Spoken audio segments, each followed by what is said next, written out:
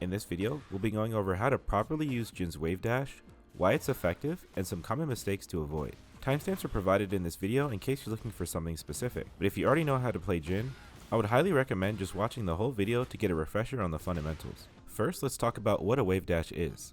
A Wavedash is a way of covering space by canceling Jin's crouch dash.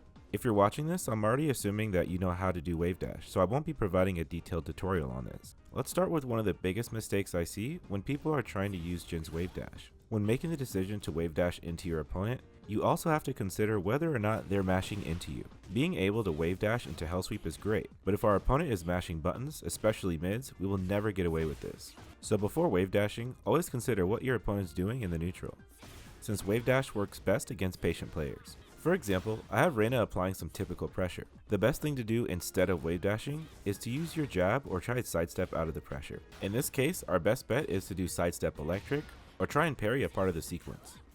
The second biggest mistake I see, especially in newer students, are using the mid options before using the low options. Currently, Reina is just holding back. This means that any mid or high will get blocked automatically, which means that these mid options have very little value until we've conditioned them to duck the Hellsweep. So against someone holding back, there's little to no value in using moves like CD3, CD1, or any other mid or high extension out of his crouch dash. In this situation, Reina doesn't have to think about blocking anything. So if you're making this mistake, prioritize the Hellsweep over the mids. That way they can start ducking and then your mids will finally work. Some other great options out of his Wavedash is to use your throws.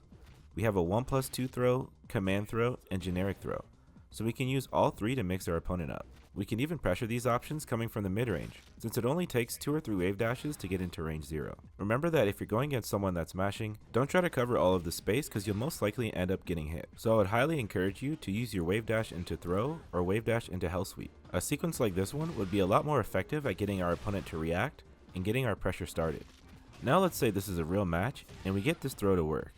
Then we wake up and throw them again. And then when they wake up, we hit them with a Hellsweep. If they're being conscious of your options, eventually they'll start to try and make reads, which means they're going to start ducking. Now that you've conditioned them, Wavedash into Hellsweep and Wavedash into throw will quickly lose value. If you've gotten them to the point where they're always crouching or afraid of your Hellsweep, then you've done the right thing. Now that they're trying to protect their legs, they have a huge mental stack of dealing with all of Jin's mids. We can use CD3 out of Wavedash to safely and effectively mid-check them. Crouch dash while standing 4 is also a decent option, but I honestly prefer to use CD3 or CD1.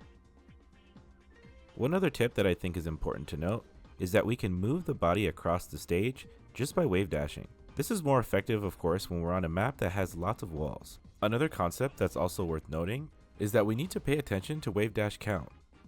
This concept considers how people are responding to the Wavedash. If their timing is on the count of 1 Wavedash, we can get around this by doing 2 Wavedashes.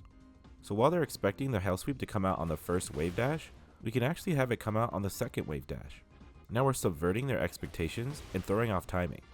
This concept can net you way more Hellsweeps than you normally get in your games. And for example, we'll do 2 Wavedashes into Hellsweep.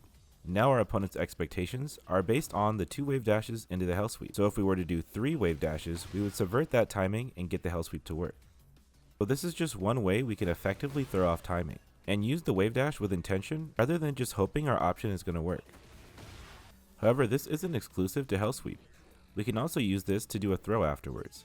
So if we're using Wavedash to set up this throw, maybe the opponent's timing is on a 1 Wavedash throw, so they'll eventually find the rhythm and duck at the right time.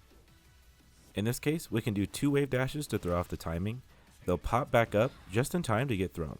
While these examples work perfectly on paper, nothing is perfect in Tekken. But as long as we keep these fundamental concepts in mind, we can make better reads and better decision making. Want to take your Asuka to pro level? My exclusive Medify course has everything you need, each broken down in easy to follow videos. Get the course for a one-time price and get lifetime access and free updates.